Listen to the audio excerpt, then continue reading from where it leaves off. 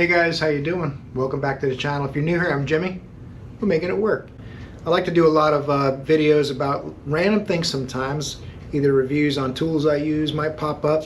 Sometimes someone gives me a tool to try, and if I like it, I'll show you a video about that. My day in the shop videos are my most popular videos. Sometimes I have opinion videos, which is what this is.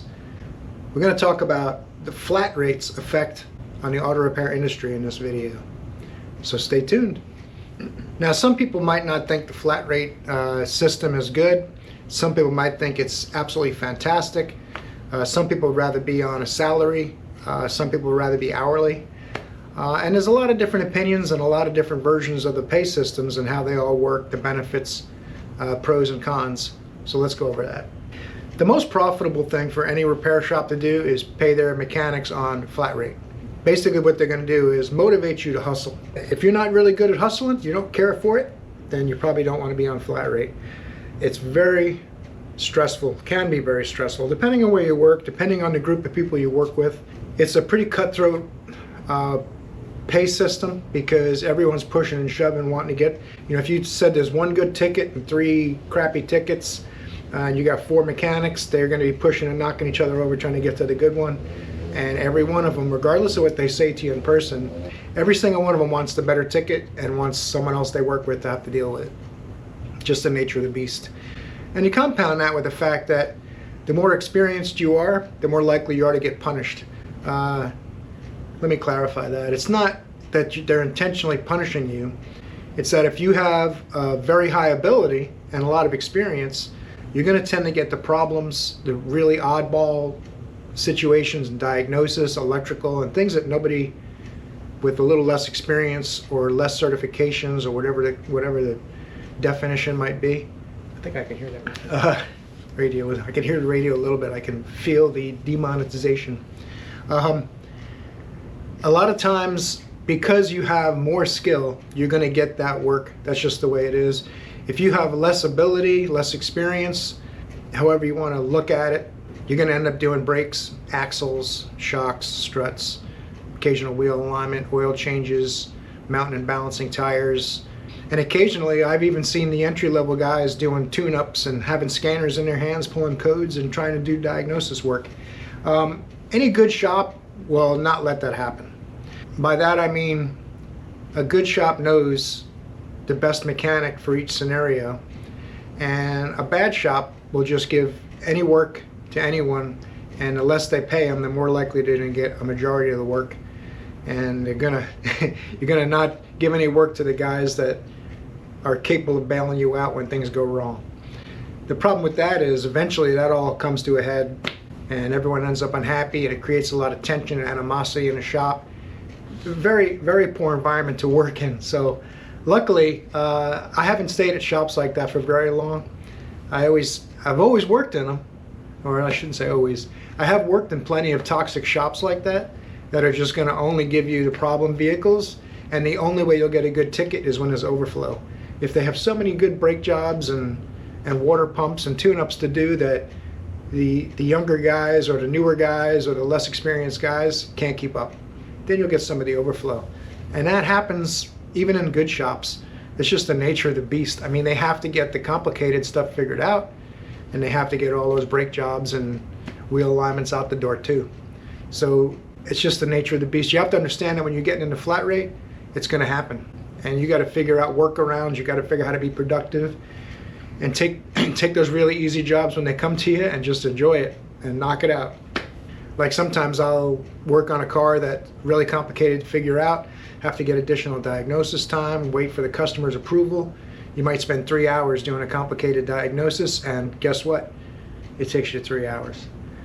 Whereas you can get suspension work like shocks and struts and do those shocks and struts and a wheel alignment in the same 3 hours, and they pay 6. So that's one of the things that just happens in this business. You have to be willing to tell it when you're on flat rate. Now when you're on salary, the shop's going to make less money because what's the motivation to hustle? You're going to say, I'm working 40 hours a week. If I do 30 or 40 hours a week in production, the shop should be happy with that, right? They're not going to be long term, but for the short term that might work, and you can take it a little easier. But most shops will actually see that happening and go to flat rate. When I worked at Pep Boys for a while, they had a little, I guess it was 5 or 6 months where they tried to go to hourly, thinking that it would reduce comebacks. I mean, they had a couple problems with wheel offs and things like that, which are the worst thing ever, to deal with an angry customer who's completely justified in being upset. But when you're forcing people to hustle, and they're out of their comfort zone, that's when the mistakes go up. So they went to that hourly system thinking the mistakes would come down. They were hoping for nothing, but that's not realistic. Things go wrong. Even when you're taking your time and trying to do it right, you can get interrupted because the phone rang or you had to go to the bathroom and you forgot a bolt. It can happen, even to the best of us. If anyone tells you that they've never made a mistake like that, then they're just being dishonest with you, and it's kind of a shame. We're all human. We can all make mistakes. To me, what happens is, did you learn from it, and did you make it right? You know, the best mechanics are the ones that have been down that road and made those mistakes and reduce them from happening maybe one every 20 or 30 times to one every 200, then 230 times.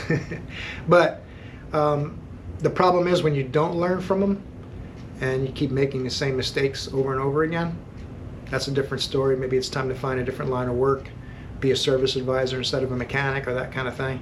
And I don't think that's affected as much by whether you're on flat rate or hourly. It seems to be something about, it's more about how much someone enjoys what they do. If you like fixing cars, getting there and figuring things out, if you take pride in your work and seeing a car that got towed and not running, drive away on its own power. People that like what they're doing like that will do a better job than someone who just wants a paycheck and they could care less. They're just going to try to find a way to get a paycheck. They're not at all involved with what they're doing. They're on the phone or they got an earbud in while they're working. And, yeah, honey, yeah, yeah, I know, right? Yeah, that's that's going to be the ones making more mistakes. It's going to happen. And then salary is another way for someone to get paid. And salary,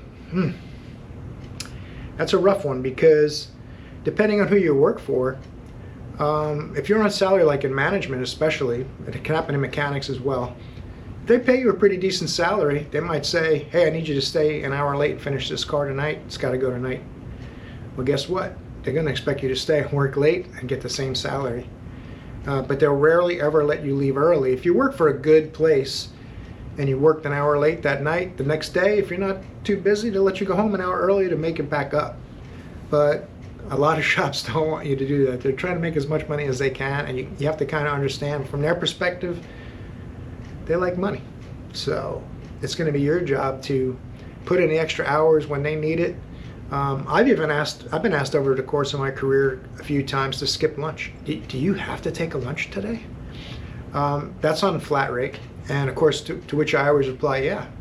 I might go 15 minutes later if it's going to help somebody out, finish something up and get them going, but I'm not going to just skip lunch and not take a lunch. Everyone needs to take a lunch. I mean, legally you have to take a lunch, and emotionally and physically, especially working out in the Central Florida heat. If anyone's spent much time at Disney World, I don't live far from the Rat. It's 75, 85% humidity and 96, 98 degrees in the summer. You need a break. You got to get in some AC, sit down a little while, grab something to eat. And I try not to eat too much because you don't want to go back out in that heat all full. So you eat enough to not be hungry, take your break, you go back to work. So occasionally you might go late, and then you stay late at your lunch. You might even cut your lunch short if you need to. If you're on a flat rate and you like to make a good living, you're going to do that on your own. I don't think it's right when the management tells you to skip your lunch or cut your lunch down. That's a different story. It should be voluntary. And the younger you are too, the more you can probably do that. I used to, when I was a younger man, I'd work 60 hours a week at the shop. And then I was doing other jobs. I've always worked almost 7 days a week my whole career. But now that I do the YouTube channel and I work at the shop, I'm at the shop about 50 hours a week, not working the entire time. And then on the YouTube is 20 to 30 hours a week between filming and editing and uploading and chit-chatting with people in the comments and things like that. So not afraid of work. That's why I've always been on flat rate. I've only been salary for little tiny bits of my career here and there, and it wasn't for me because I made less money.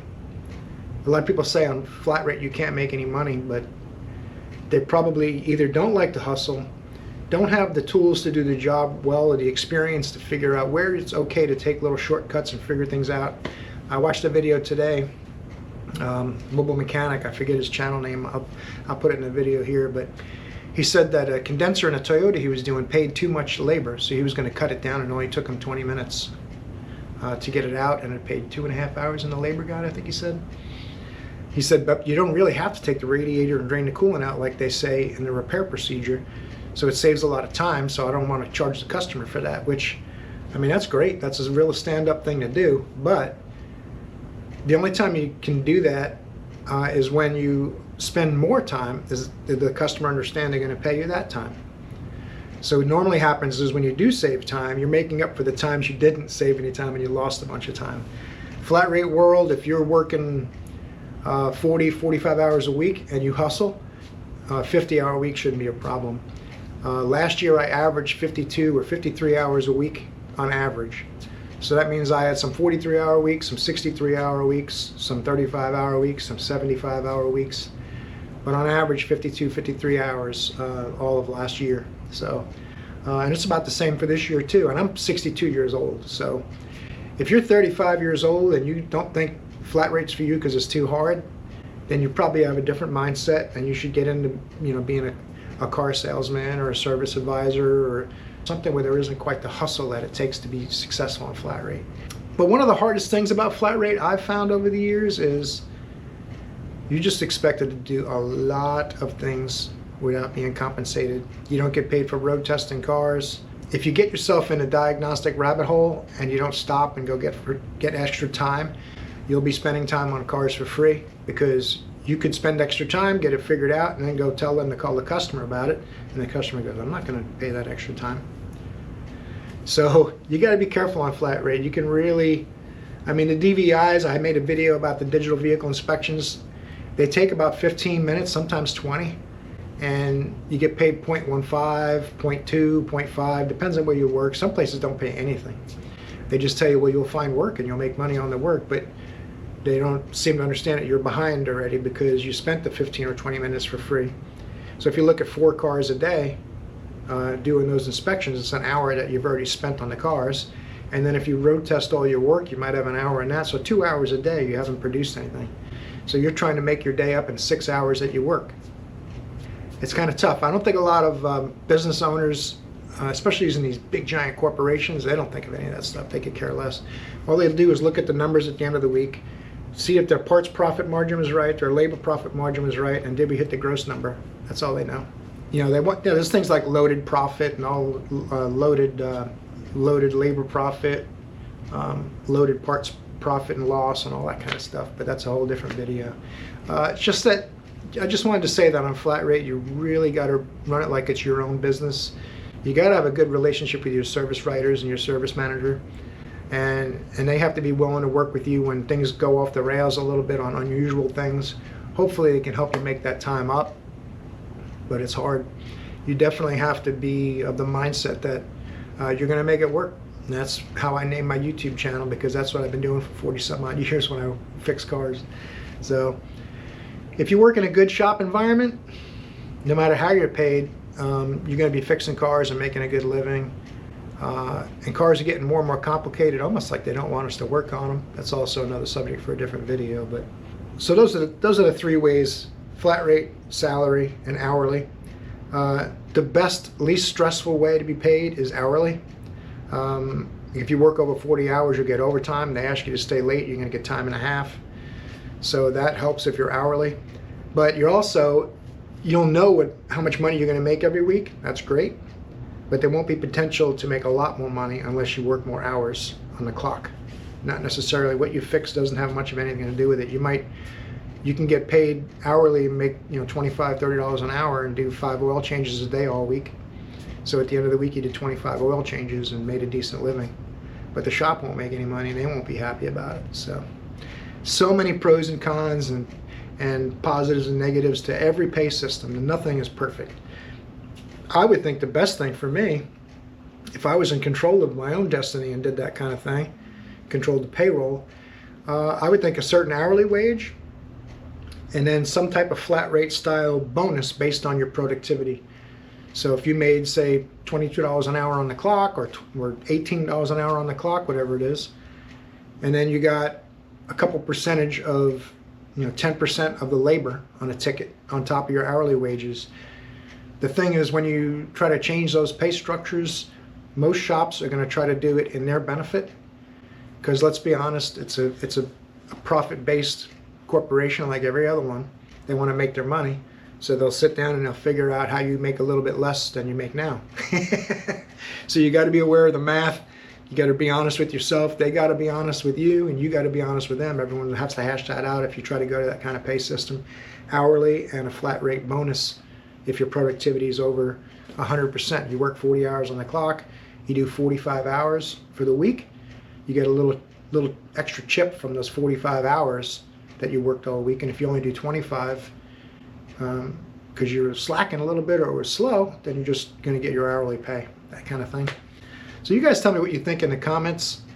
Head down in there. There's no charge this week for subscribing or leaving a comment or torquing the like button. We don't charge for any of that. YouTube hopefully doesn't. If you want to be a channel member, there's a little small charge for that. I try to give channel members videos a little early, and some other little perks. I make member-only videos on occasion. Trying to get better at that actually too. But anyway, I hope this clears up some of that. If you're thinking about getting into this business and you're thinking about the pay structures and how it works, just consider how much you like or dislike the hustle. And if you're not really good at hustling and all those kinds of things, that's really the big determining factor. It's stressful. So, but fixing cars is stressful no matter how you're paid, because they're not made to be worked on nowadays. Thanks for watching. I hope I see you in another video, because you're awesome.